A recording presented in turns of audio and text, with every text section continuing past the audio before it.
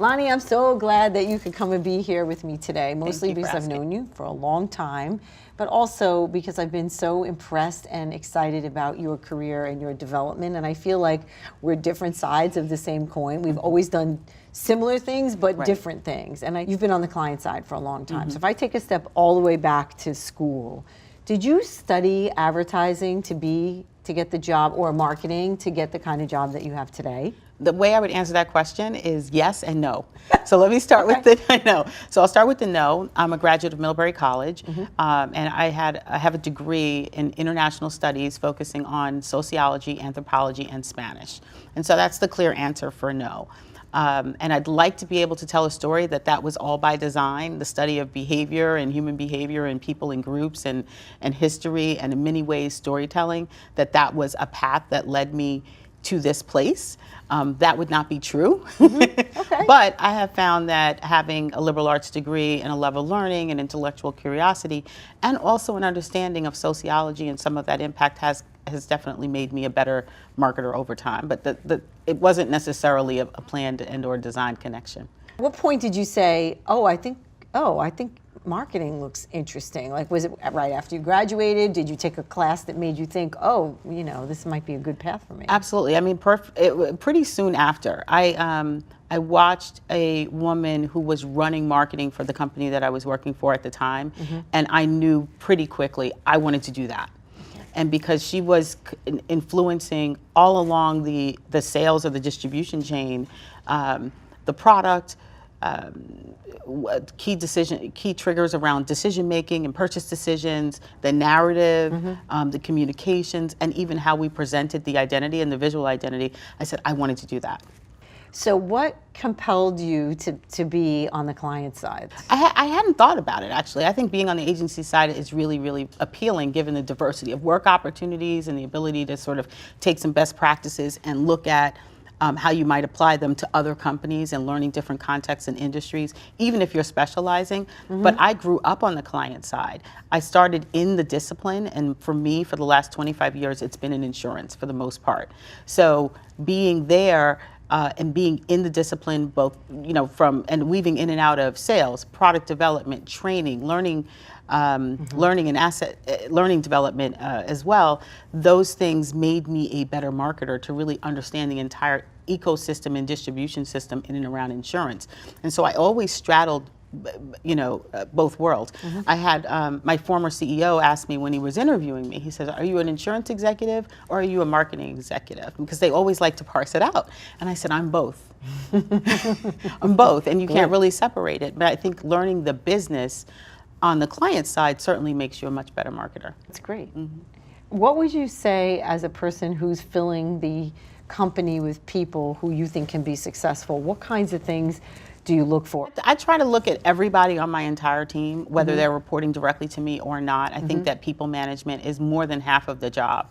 But in truth, no matter who you are, I think that you can bring a level of intellectual curiosity and really try to draw points of connection. So, be a student of marketing, be a student of business, be a student of the industry in which you're operating, be a student of what's happening in the world, pop culture, cultural events or news, and really be able to speak intelligently and knowledgeably about what's going on and draw those opportunities. Working hard, that's table stakes. That's a prerequisite, Show up every day like it's the first day. That's a prerequisite. What I would also say is be nice, be kind, be pleasant to work with so that you can collaborate and people give you the benefit of the doubt. Yeah, so, well, that's a new norm, right? Yeah. Because some of the old parameters around what it takes, you have to be tough, and you can still be tough but kind. Right, and I think fit is really, really important because the work sometimes can be hard.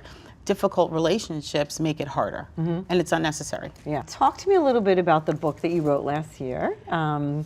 I know that I've used it with some of my interns, but talk to me about why you wrote this book and kind of what what it's about. I had a list of 25 tips that I was regularly handing out to the interns who would join, or the new professionals or the new associates that would join our organization. And I just decided one day, it was actually January 1st, and I decided one day to sit down and write this as a book and start to produce it as a guide for workforce entry for rising professionals. It's really a professionalism curriculum around how to engage in this particular workforce. You know, someone was giving me this feedback and they said to me, you know, you have a tip in here that says dress for success. And that's a great example, particularly when we talk about our industry from a marketing perspective. It's not about dressing the way I dress or you dress necessarily. It's about reading the cues of the organization. And so making sure that you are fitting in with that particular organization. Right. So little things like that really help resonate, particularly with young graduates who are reading the campus environment as being very similar to the corporate environment. It's not necessarily the same. No, it's not necessarily the same at all. So this is great advice. So you've managed to win about 1 million awards. Every time I look on Facebook, you're getting another award, which is so impressive and so well deserved. That's nice. How do you manage doing all of that and being the rock star mom that you are, right? It's a tough thing, but you've been able to do it in an industry. By the way, insurance is not typically very female either. So you're up against a lot of issues there. There are times, I think that this is probably normal to parenthood, that on any given day you feel like you're failing, right? But I don't want to fail at everything every single day. I'd like to be the heroine at one thing at least every single day. So there's some days at work when I'm really, really hitting it, and there's some days as a mom and I'm like, yeah, I got that. I think that we do put an extra pressure on ourselves as women and as mothers, but we reframe that and say, you know what, I really bombed at that meeting today, but we have fresh food in the house. If you frame it the wrong way, you can feel like you're letting people down every single day. Right. But if you can just count the win, what's the one win? What's your win for the day? Like, I returned all of my phone calls by the end of the day. I'm winning. That's amazing. I wonder if there's any way to kind of translate that to students who feel like they are hitting their heads against the wall trying to get a job, because Absolutely. there are not that many internships, Yes. right? So I wonder if they can count a win as just having an informational interview or something. Absolutely, and they should set themselves up for the wins. I mean, first of all, congratulations, you graduated, or you're close to it, right? Congratulations, you reached out into your network and took the bold step to ask for the meeting, or you got a phone call. Celebrate those wins. Or congratulations, you sent out 10 resumes and you didn't get a response, but that's okay. There's 1 million jobs out there. You only need one. Right? So I think that's definitely the right thing. I mean, I tell them all the time, I said, don't compare. They now have, these students in this cohort in particular, they have so many points of comparison. They've got Facebook, they've got Instagram, Snapchat, LinkedIn, everything. And I tell them all the time, I said, you cannot look at social media as the test or the proof that everybody's doing better than you. First of all, it's the biggest digital humble brag. Okay, no one posts a bad picture. Right. No one posts a bad story. No one says, you know what, I went for an interview today and I totally screwed it up. Who does that? Yeah. No one does that. What I encourage people to do is just run your own race and don't look for comparisons. Really make sure that you're doing what you want to do.